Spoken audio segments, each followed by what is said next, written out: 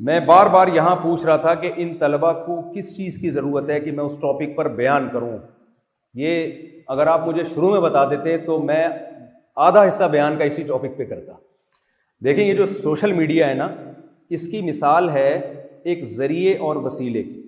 آپ کہیں سفر کرتے ہیں پیدل، بہت ٹائم لگتا ہے نا پہنچنے میں. میں اگر کراچی سے پیدل آتا یہاں بیان کرنے کے لیے تو میرا خیال ہے میں ابھی نوری آباد تک بمشکل پہنچا ہوتا. ایسا ہی ہے نا. اور اگلی 12 ربیع الاول کو میں یہاں پہنچ رہا ہوتا اگلے سال. میں نے اس کے لیے ایک ذریعہ استعمال کیا، بھائی گاڑی میں بیٹھو اور ٹاپوں ٹاپ بھاگو. تو ذریعہ اور وسیلہ آپ کے مقصد اور آپ کے ہدف تک آپ کو جو کام مہینوں میں ہونا تھا وہ کام آپ کا سیکنڈوں، منٹوں اور دنوں میں کرا دیتا ہے. یہی ہے نا. پہلے زمانے میں لوگ گھوڑا استعمال کرتے تھے گاڑیوں کے بجائے. کہیں جلدی جانا ہوتا تو گھوڑے پہ بیٹھ کے جاتے تھے. تو میں اکثر یہ کہتا ہوں، ایک مثال دیتا ہوں کہ سوشل میڈیا کی مثال ہے گھوڑے کی، تیز رفتار گھوڑے کی. اگر آپ پیدل سفر کرتے ہیں مہینوں میں پہنچیں گے، تیز رفتار گھوڑے پہ سفر کرتے ہیں تو دنوں میں پہنچیں گے آپ. اگر آپ سوشل میڈیا کا استعمال نہیں کرتے اپنی بات دنیا تک پہنچانے کے لیے، یہ معلومات لینے کے لیے، تو آپ دنیا میں ترقی میں بہت پیچھے رہ جائیں گے.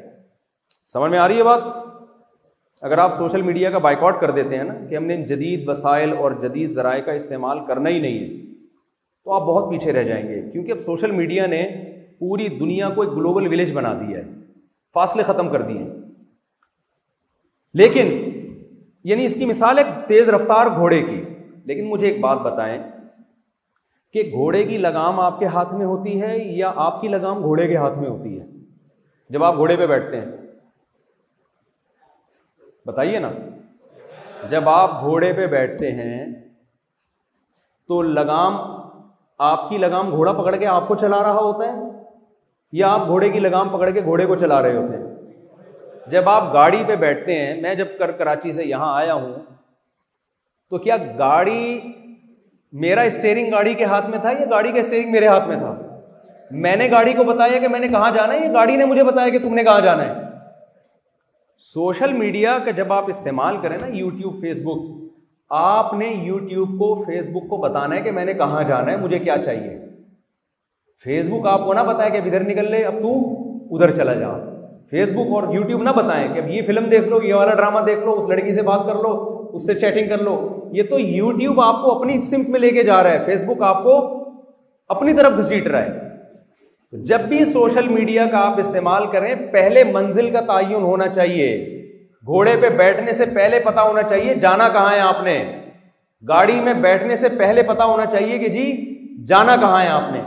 تو سوشل میڈیا پہ کے استعمال سے پہلے، جب آپ فیس بک آن کرتے ہیں، جب آپ لاگ ان کرتے ہیں یا آپ یوٹیوب پہ جاتے ہیں، تو آپ کو پتا ہونا چاہیے میں نے یہاں کتنی دیر بیٹھنا ہے. جیسے میں جب آیا نا کراچی سے کل، تو میں نے سب سے پہلے پوچھا بھائی مجھے کیڈٹ کالج پہنچنے میں ٹائم کتنا لگے گا، یہ مجھے پتا ہونا چاہیے نا. اگر مجھے کہتے ہیں مجھ سے آپ کو 6 مہینے لگیں گے، میں آتا. پھر کہتا یار میرا آدھا سال تو ایک بیان میں ہی نکل جائے گا، تو میں دوسرے کاموں کے لیے تو ٹائم ہی نہیں بچے گا. اب ہوتا یہ ہے کہ جب آپ لوگ فیس بک پہ بیٹھتے ہیں، یوٹیوب پہ بیٹھتے ہیں، پہلے ایک ٹائم کا تعین نہیں کرتے کہ میں نے بیٹھنا کتنی دیر ہے یہاں پہ. یہ غلطی ہوتی ہے جس کا نتیجہ کیا نکلتا ہے، پوری رات آپ فیس بک پہ برباد کر دیتے. فیس بک کی ویڈیوز تو اتنی دلچسپ، ایک ویڈیو ہٹائی دوسری آ گئی، وہ کھانا پکانے کا طریقہ، وہ جناب وہ جو ہے نا سونے کو کیسے پگھلایا جاتا ہے اور سونے سے کیسے، خواتین دیکھتی رہتی ہیں میک اپ کے طریقے، شوہر کو قابو کرنے کے طریقے. گوگل پہ جو ہے نا ایک چیز ایسی ہے جو گوگل پہ نہیں ہے.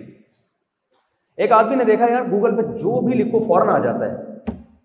کچھ بھی لکھو، نسوار بنانے کی ترکیب لکھو گوگل بتا دے گا، پان بنانے کی ترکیب لکھو گوگل بتا دے گا، گٹکا کھانے کی ترکیب لکھو. وہ شادی شدہ تھا، وہ بڑا خوش ہوا، اس نے فوراً لکھا بیوی کو قابو کرنے کی ترکیب. ٹھیک ہے نا، بیوی پہ کنٹرول. گوگل نے بتایا کہ بھائی تلاش جاری ہے، اب تک ہمیں نہیں ملی. تو ہر چیز ہے، تو آدمی کا ٹائم ویسٹ ہوتا ہے. لوگ پوری رات بیٹھے رہتے ہیں، زندگیاں برباد کر دی ہیں، فیس بک کی بھیٹ چڑھا دی انہوں نے اپنی زندگیاں. تو آپ نے 2 پابندیاں کرنی ہیں. نمبر 1، آپ کو پہلے پتا ہونا چاہیے میں نے سوشل میڈیا استعمال کتنی دیر کرنا ہے. سمجھ رہے ہیں کہ نہیں سمجھ رہے؟ نمبر 2، آج میں جو لیپ ٹاپ لے کے یا اپنے موبائل پہ میں نے فیس بک کو لاگ ان کیا یا یوٹیوب کی ویڈیوز میں نے کھولی ہیں، تو میرا ہدف کیا ہے، میرا مقصد کیا ہے، کیا سیکھنے کے لیے میں نے یہ کام کیا؟ اگر وہ ہدف آپ کے سامنے نہیں ہوگا تو پھر یوٹیوب، آپ کی لگام کس کے ہاتھ میں ہوگی؟ یوٹیوب. وہ آپ کو چلا رہا ہوگا اپنی مرضی، وہ آپ کو فحش فلموں کی طرف لے جائے گا، وہ آپ کو غیر اخلاقی سرگرمیوں کی طرف لے جائے گا. اتنی نوجوان نسل، ینگ جنریشن برباد ہو رہی ہے، فحش فلمیں، ڈرامے اور ان چیزوں میں، پھر لڑکیوں سے دوستیاں، تو وہ اور ہائے ہیلو تم کیسی ہو، آگے پتہ بھی نہیں ہوتا اتنی بڑی بڑی مونچھوں والا آدمی بیٹھا ہوا ہو کوئی. شروع میں تو فیس بک نے بہت بیوقوف بنایا ہے. ہمارے ایک جاننے والے نے واقعہ سنایا کہ فیس بک پر نا کوئی بندہ، لڑکا، وہ لڑکی بن کے بیٹھ گیا، بڑی خوبصورت سی پروفائل پہ تصویر لگائی اس نے، اور ایک بڑے میاں کو پھنسایا اس نے، بڑے میاں کو اس نے پھنسایا لڑکی بن کے نا، کہ وہ میں اور سناؤ آپ کیسے ہیں، آپ مجھے بہت اچھے لگتے ہیں وغیرہ وغیرہ. وہ بیچارے بڑے میاں بیوی بچوں والے وہ بیوقوف بن گئے. کئی دنوں تک ان کو وہ پھنساتا رہا.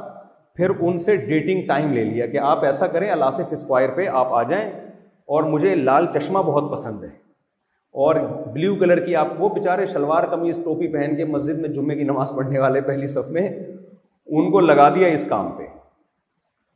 اب وہ جناب ان کو پتہ نہیں نیلے کلر کی پینٹ اور وائٹ کلر کی شرٹ، عجیب ہی حلیہ بنا کے نا الاصف پہ ان کو بلوایا، کراچی میں نا سوراب روڈ سے آگے الاصف، اور ان کی ویڈیو وائرل کر دیا. اب آپ بتاؤ ان کی اپنے بچوں کی نظر میں کیا عزت رہی.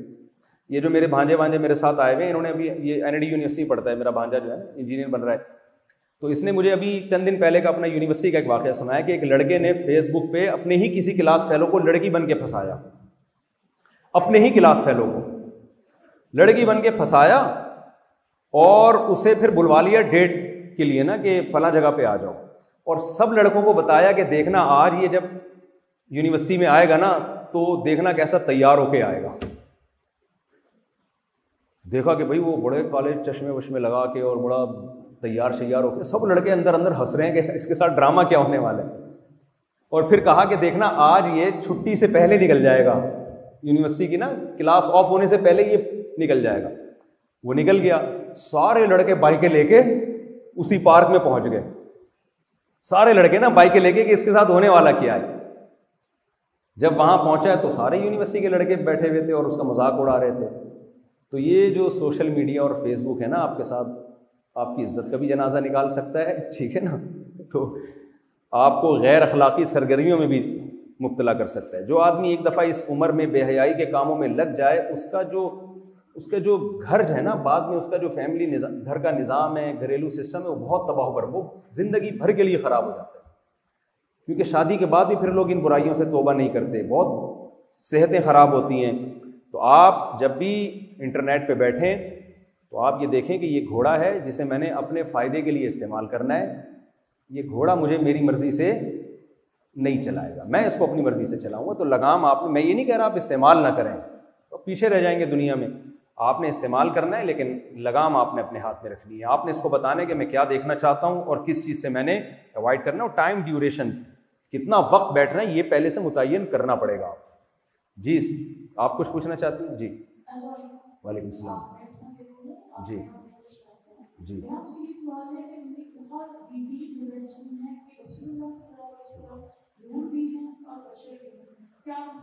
دیکھیں، آپ صلی اللہ علیہ وسلم نور بھی ہیں، ہدایت کا نور ہے.